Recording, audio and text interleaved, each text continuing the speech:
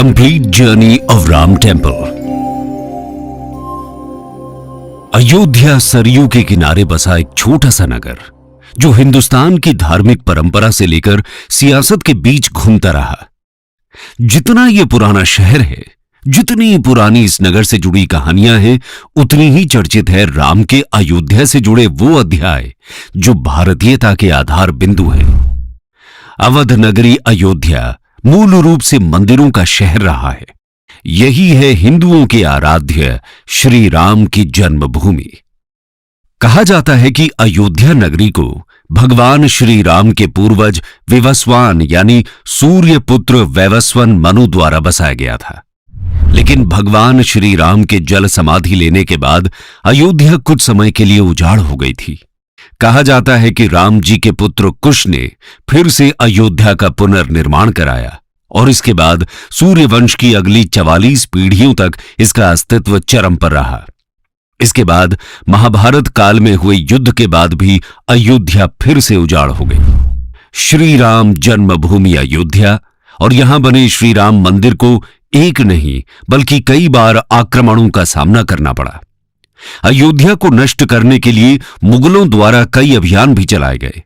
मंदिर में बाबरी ढांचा खड़ा किया, भव्य मंदिर तोड़ मस्जिद बनवाए गए, लेकिन प्रभु श्री राम की जन्मभूमि कभी नष्ट न हो सकी। दोस्तों, वैसे तो अयोध्या नगरी का इतिहास त्रेता युग से भी पुराना है और मैं मानता भी हूं कि अयोध्या स्थित भगवान श्री राम जन्मभूमि मंदिर का पूरा इतिहास शब्दों में समेटना किसी के लिए संभव नहीं है। और अगर इसके ऐतिहासिक और कानूनी महत्व को तो कुछ हद तक समेट भी ले, तो इसके असीमित धार्मिक और पौराणिक मान्यताओं और उनसे जुड़े तथ्यों को शब्दों में सहेजना असंभव है। फिर भी यहां पर हमने इस पवित्र मंदिर के बारे में उसके हर पहलू को कुछ गिनती के शब्दों में समेटने की कोशिश की है। आज की इस वीडियो में हम बात करेंगे श्री राम की जन्मभूमि के सफर के बारे में, उनके विवाद से लेकर विध्वंस, निर्माण और उद्घाटन तक के सफर के बारे में। तो चलिए शुरू करते हैं। History of Ram temple. Ayodhya में राम मंदिर के पीछे का इतिहास भारत के धार्मिक और सांस्कृतिक ताने बाने में गहराई से लिपटा है। हिंदू पौराणिक कथाओं के अनुसार अयोध्या को महाकाव्य रामायण में भगवान राम का जन्मस्थान माना जाता है। भगवान श्री राम प्रजा सहित बैकुंठ धाम चले जाने के बाद कई सालों तक ये भूमि यूं ही पड़ी रही। बाद में कौशांबी के महाराज कुश ने अयोध्या को फिर से बसाया। इसका वर्णन कालिदास के ग्रंथ रघुवंश में मिलता है। लोमश रामायण के अनुसार उन्होंने ही सबसे पहले अपने परमपिता की पूज्य जन्मभूमि पर पत्थरों के खंभों वाले मंदिर का निर्माण करवाया। वहीं जैन परंपराओं के मुताबिक अयोध्या को ऋषभदेव ने फिर से बसाया था। भविष्य पुराण के अनुसार उज्जैन के महाराज विक्रमादित्य ने ईसा पूर्व में एक बार फिर से दूसरी बार उजड़ चुकी अयोध्या का निर्माण करवाया। धार्मिक ग्रंथों के अनुसार वे भगवान विष्णु के परम भक्त थे और उन्होंने अयोध्या में सरयू नदी के लक्ष्मण घाट को आधार बनाकर 360 मंदिरों का निर्माण करवाया था। साथ ही उन्होंने श्री राम जन्मभूमि पर एक भव्य मंदिर का निर्माण भी करवाया था। विक्रमादित्य के बाद के राजाओं ने भी समय समय पर अयोध्या राम मंदिर की देखरेख की। उन्हीं राजाओं में से एक शुंग वंश के प्रथम शासक पुष्यमित्र शुंग ने भी अपने समय पर अयोध्या राम मंदिर का रेनोवेशन करवाया था। पुष्यमित्र का एक इंस्क्रिप्शन भी अयोध्या से प्राप्त हुआ है, जिसमें उनके द्वारा अयोध्या में 2 अश्वमेध यज्ञ किए जाने का वर्णन भी मिलता है। अयोध्या राम मंदिर इतिहास जानने के लिए हुई खुदाई में ऐसे अनेकों रिकॉर्ड मिले हैं, जिनसे यह पता चलता है कि गुप्त वंशीय सम्राट चंद्रगुप्त द्वितीय के समय और उसके काफी समय बाद तक अयोध्या ही गुप्त साम्राज्य की राजधानी थी। गुप्तकालीन समय के महाकवि कालिदास ने भी अयोध्या राम मंदिर और उसके पौराणिक इतिहास का अपने महाकाव्य रघुवंश में कई बार जिक्र किया है। इसी तरह आधुनिक इतिहासकारों के अनुसार 600 ईसा पूर्व तक अयोध्या एक महत्वपूर्ण व्यापार का केंद्र था। इस स्थान को एक अंतर्राष्ट्रीय पहचान 5वीं शताब्दी में ईसा पूर्व के दौरान तब मिली, जब ये एक प्रमुख बौद्ध केंद्र के रूप में विकसित हो गया था। तब इसका नाम साकेत था, जो अयोध्या राम जन्मभूमि का एक पौराणिक नाम भी है।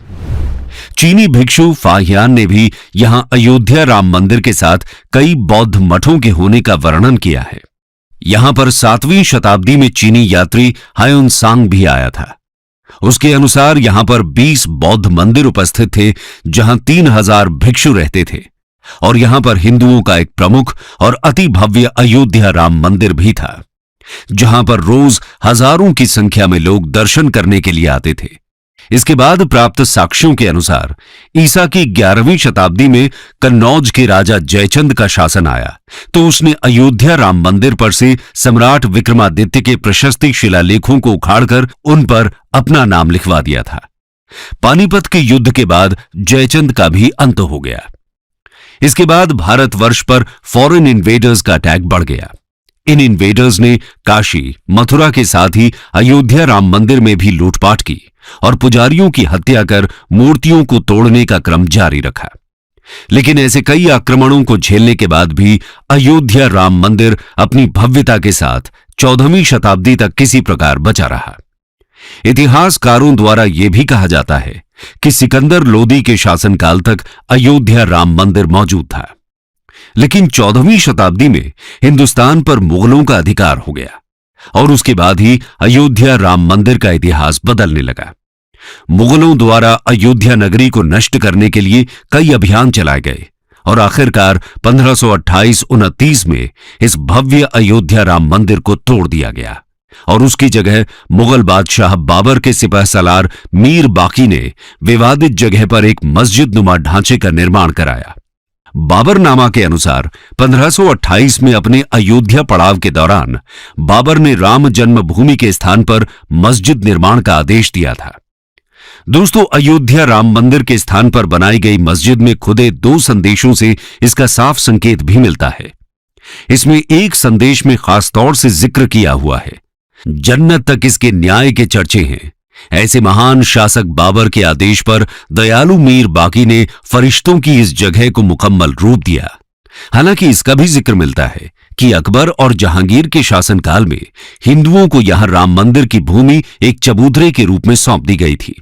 वहीं European Jesuit missionary Joseph Tieffenthaler के अकाउंट डिस्क्रिप्शन इंडी के अनुसार इस समय तक भी इसी चबूतरे के रूप में राम मंदिर के कुछ अवशेष बाकी थे।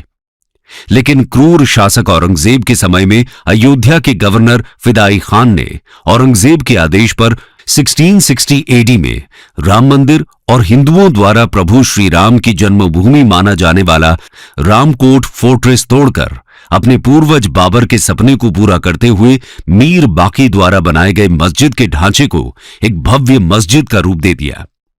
इसके बाद समय समय पर इस स्थान पर बार बार मंदिर निर्माण के लिए आंदोलन चलते रहे। हालांकि भगवान राम के कथित जन्म स्थान पर इसके निर्माण की विवादित स्थिति ने लंबे समय तक धार्मिक और सांस्कृतिक संघर्ष पैदा किया। साल 1853 में अंग्रेजी हुकूमत के दौरान पहली बार राम मंदिर और बाबरी मस्जिद उसके आसपास के इलाके में दंगे हुए। 1859 में अंग्रेजों ने इस विवाद को रोकने के लिए मुसलमानों को ढांचे के अंदर और हिंदुओं को राम चबूतरे पर पूजा अर्चना की इजाजत दे दी। साथ ही ब्रिटिश एडमिनिस्ट्रेटर द्वारा इन दोनों स्थानों को एक दूसरे से अलग करने और दोनों धर्म के श्रद्धालुओं के बीच में विवाद की स्थिति को टालने के लिए इनके बीच में फेंस भी खड़ी कर दी। 1885 में पहली बार महंत रघबीर दास ने बाबरी मस्जिद के पास चबूतरे पर मंदिर निर्माण को लेकर फैजाबाद कोर्ट में एक याचिका लगाई, जिसे कोर्ट ने ठुकरा दिया। 1934 में एक बार फिर अयोध्या और शाहजहांपुर में कम्युनल राइट की स्थिति खड़ी हो गई, जिसमें इस मस्जिद को नुकसान भी हुआ, लेकिन बाद में एक बार फिर इस मॉस्क को रिपेयर करवा दिया गया।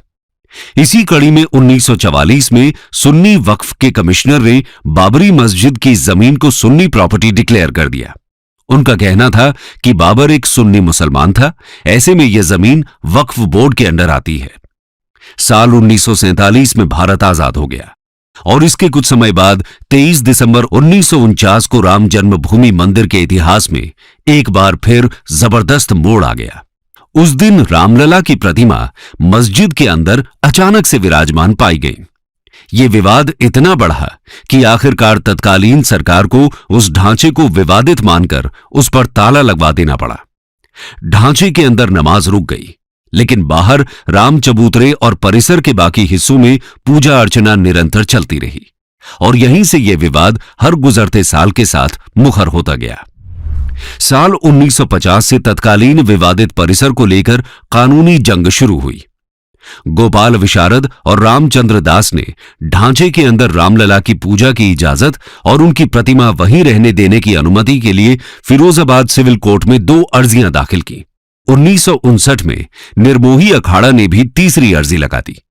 इसके जवाब में 1961 में यूपी सुन्नी वक्फ बोर्ड ने विवादित जगह पर कब्जा लेने और ढांचे के अंदर से मूर्तियां हटाने की अर्जी लगाई, लेकिन समय बीतता गया। अर्जियां याचिकाएं दायर होती रहीं। बाद के दशकों में देश में इमरजेंसी और कम समय के लिए बनी पहली गैर कांग्रेसी सरकार की यादों के साथ 1980 का दशक शुरू हुआ और इस दशक से देश की राजनीति के इतिहास में यह मुद्दा बड़े महत्व का रहा। 1980 में ही जनसंघ और जनता पार्टी के एक धड़े ने साथ आकर भारतीय जनता पार्टी की नींव रखी थी। तभी से हिंदुत्व के नजरिए को लेकर पार्टी के बीते 40 साल बड़े घुमावदार रहे। अटल बिहारी वाजपेयी पहले अध्यक्ष थे और 1980 में शुरुआत से ही वाजपेयी ने राम जन्मभूमि को मुद्दा बनाया था। असल में जिस जगह बाबरी मस्जिद स्थित थी, वहां अयोध्या राम जन्म स्थान की आजादी को लेकर पहले आरएसएस का आंदोलन जारी था, जिसे भाजपा ने बहुमत आधारित राजनीति में हिंदुत्व की धारणा से जोड़ा। 1984 चुनाव में भाजपा को बहुत कम सफलता मिलने के पीछे 2 कारण प्रमुख थे। एक, बीजेपी का सॉफ्ट हिंदुत्व और दूसरा, इंदिरा गांधी की हत्या से कांग्रेस को सहानुभूति मिलना। लोकसभा में कांग्रेस को 414 सीटों का बड़ा बहुमत मिला था। 20वीं सदी के अंत में तनाव बढ़ गया, क्योंकि 25 साल बाद ही 1986 में यूसी पांडे की याचिका पर फैजाबाद के जिला जज केएम पांडे ने 1 फरवरी 1986 के ऐतिहासिक फैसले में विवादित ढांचे से ताला हटाने का आदेश दिया और हिंदुओं को पूजा करने की अनुमति भी दे दी। आगे चलकर अगस्त 1989 में इलाहाबाद हाईकोर्ट ने फैजाबाद जिला अदालत से टाइटल सूट अपने हाथों में ले लिया और विवादित जमीन पर पूजा अर्चना बरकरार रखने का आदेश दिया। नवंबर 1989 में तत्कालीन राजीव गांधी सरकार ने विश्व हिंदू परिषद के विवादित भूमि के पास ही शिलान्यास की इजाजत दे दी। इससे बीजेपी और हिंदू संगठनों का उत्साह अपने चरम पर पहुंच गया, लेकिन देश और खासतौर पर उत्तर भारत सांप्रदायिक हिंसा में घिर गया। एक आंकड़े के मुताबिक सांप्रदायिक हिंसा में 800 जानें चली गई। बीजेपी ने 1989 के आम चुनावों में राम मंदिर के मुद्दे को उठाया और 85 सीटों के साथ बीजेपी के समर्थन से वीपी सिंह की सरकार बनी।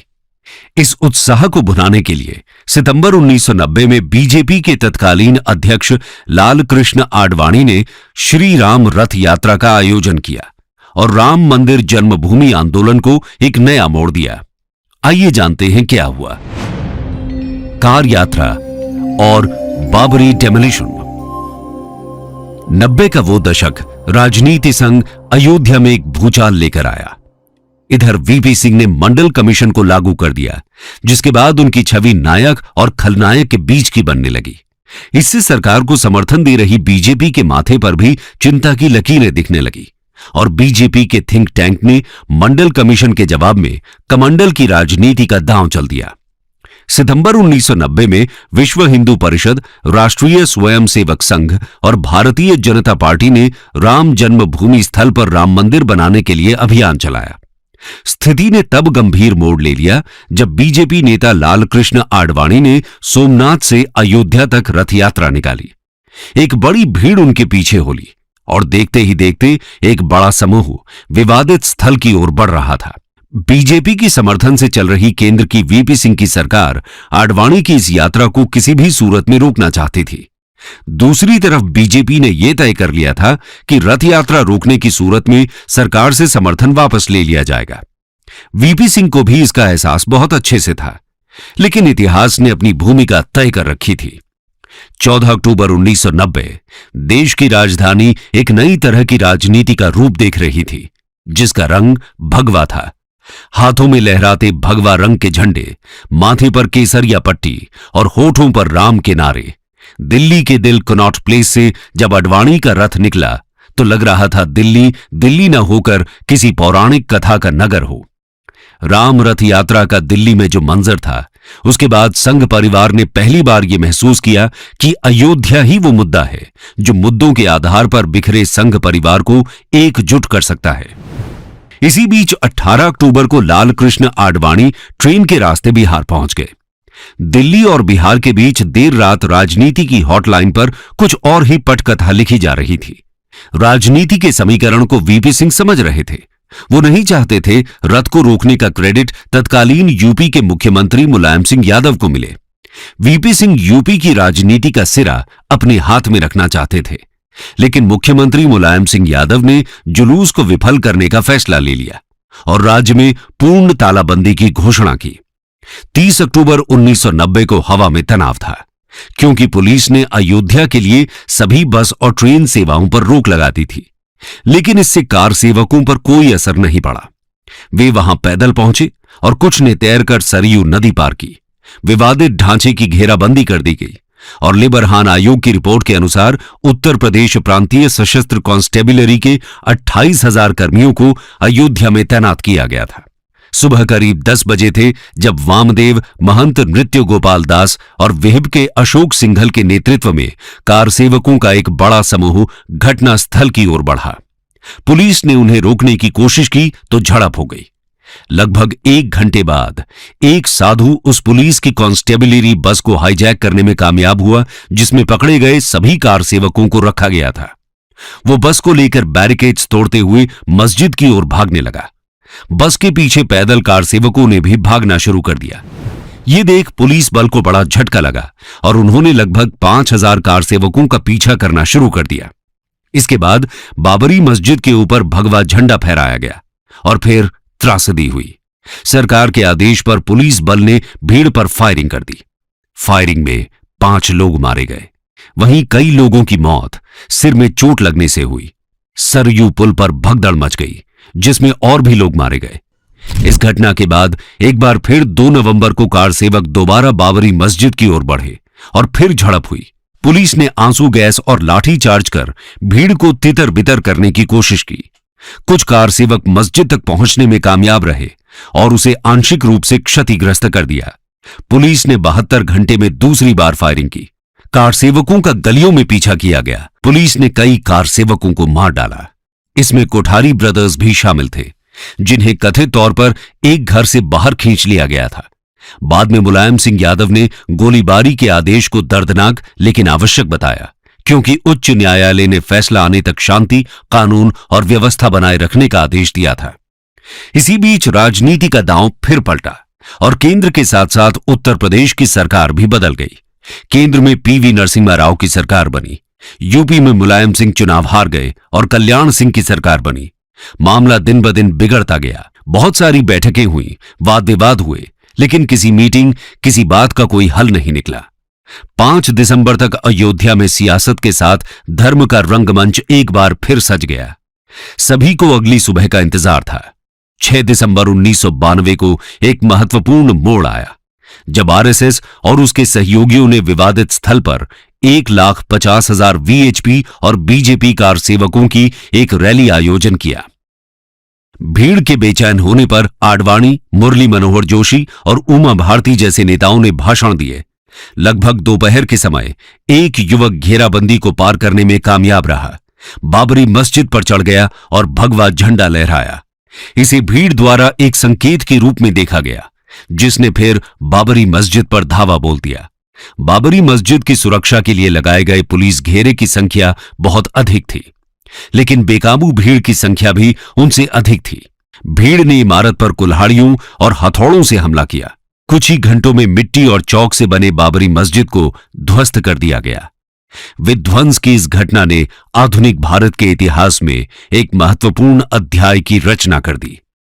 इस घटना के परिणाम स्वरूप पूरा देश व्यापक सांप्रदायिक हिंसा की आग में झुलस गया। धार्मिक समुदायों के बीच तनावपूर्ण संबंध उत्पन्न हुए मुंबई, सूरत, अहमदाबाद, कानपुर, दिल्ली, अयोध्या समेत यूपी के कई शहर हिंसा की चपेट में आए।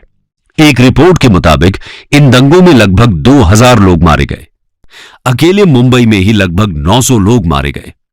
अयोध्या के जवाब में मुंबई को दहलाया गया और इंसानी जिस्म बारूद की भेंट चढ़ गई। 12 मार्च 1993 को एक के बाद एक हुए 13 सीरियल बम धमाकों में लगभग 350 लोग मारे गए और लगभग 1000 लोग घायल हुए। हिंदुस्तान ने पहली बार सीरियल ब्लास्ट के दर्द को महसूस किया था। इसी के साथ विवादित स्थल के स्वामित्व को लेकर कानूनी लड़ाइयों की एक लंबी श्रृंखला शुरू हो गई। हिंदू और मुस्लिम समूहों सहित विभिन्न पक्षों ने अपने दावे पेश किए, जिससे लंबी कानूनी प्रक्रिया चली। सियासत के रास्तों ने दिलों पर चोट की। उसने देश की दिशा और दशा दोनों को ही बदल कर रख दिया। Legal battle for Ram temple. Ayodhya विवाद से संबंधित कानूनी कार्यवाही कई दशकों तक चली, जिसमें कई सुनवाई, याचिकाएं और अपीलें शामिल थीं। राज्य और राष्ट्रीय स्तर पर विभिन्न अदालतें विवादित स्थल का सही स्वामित्व निर्धारित करने के लिए सबूतों, ऐतिहासिक अभिलेखों और धार्मिक मान्यताओं की जांच करने में लगी हुई थीं। कानूनी यात्रा में उतार चढ़ाव देखे गए। विभिन्न चरणों में निर्णयों के खिलाफ अपील की गई और उन्हें पलट दिया गया। अप्रैल 2002 से इलाहाबाद हाई कोर्ट ने विवादित जमीन के मालिकाना हक पर सुनवाई शुरू की। 30 सितंबर 2010 को इलाहाबाद हाई कोर्ट ने 2-1 जजों के बहुमत के फैसले से विवादित संपत्ति को 3 दावेदारों में बांटने का फैसला सुनाया। जन्मभूमि समेत 1/3 हिस्सा हिंदुओं को, 1/3 हिस्सा निर्मोही अखाड़े को और तीसरा हिस्सा मुस्लिम पक्ष को। मई 2011 में सुप्रीम कोर्ट ने कई याचिकाओं को देखने के बाद हाईकोर्ट के फैसले पर रोक लगा दी। बाद के सालों में सुप्रीम कोर्ट की देखरेख में मध्यस्थता की कोशिशें भी की गईं, लेकिन विवाद का कोई हल नहीं निकला। आखिरकार तत्कालीन चीफ जस्टिस रंजन गोगोई की अगुवाई वाली सुप्रीम कोर्ट की 5 सदस्यीय संविधान पीठ ने 40 दिनों की मैराथन सुनवाई के बाद 16 अक्टूबर 2019 को दशकों पुराने इस कानूनी विवाद पर फैसला सुरक्षित रख लिया। अंत में 9 नवंबर 2019 का वो ऐतिहासिक दिन आया जब सुप्रीम कोर्ट ने सदियों पुराने इस विवाद को हमेशा हमेशा के लिए निपटारा कर दिया। सर्वोच्च अदालत ने संपूर्ण विवादित परिसर पर भगवान रामलला का मालिकाना हक दे दिया और उनके भव्य मंदिर निर्माण के लिए केंद्र की नरेंद्र मोदी सरकार को 3 महीने के भीतर एक ट्रस्ट बनाने की जिम्मेदारी सौंप दी। अदालत ने सरकार को मुस्लिम पक्ष को भी मस्जिद बनाने के लिए अयोध्या में किसी महत्वपूर्ण स्थान पर 5 एकड़ जमीन देने का आदेश दिया और फिर शुरू हुआ राम मंदिर का भव्य निर्माण कार्य। राम मंदिर का निर्माण 5 अगस्त 2020 को आयोजित शुभ भूमि पूजन समारोह के साथ शुरू हुआ। इस कार्यक्रम ने मंदिर के निर्माण की औपचारिक शुरुआत को चिन्हित किया और इसमें विभिन्न धार्मिक नेताओं, राजनीतिक हस्तियों और गणमान्य व्यक्तियों ने भाग लिया। समारोह में अनुष्ठान और प्रार्थनाएं शामिल थीं, जिसमें भूमि की पवित्रता पर जोर दिया गया और मंदिर के सफल समापन के लिए दिव्य आशीर्वाद मांगा गया। राम मंदिर की आर्किटेक्चरल प्लान्स ट्रेडिशनल और मॉडर्न डिजाइन एलिमेंट्स के मिश्रण को दिखाती हैं। मंदिर की कल्पना एक भव्य संरचना के रूप में की गई है, जिसमें जटिल नक्काशी, गुंबद और शिखर हैं। ये डिजाइन प्राचीन भारतीय मंदिर आर्किटेक्चर से प्रेरणा लेता है, विशेष रूप से उत्तर भारतीय नागर परंपरा में प्रचलित शैली पर जोर देता है। कुशल कारीगर और शिल्पकार इस दृष्टिकोण को जीवन में लाते हैं, ये सुनिश्चित करते हुए कि मंदिर भारत की समृद्ध सांस्कृतिक विरासत का एक प्रमाण है।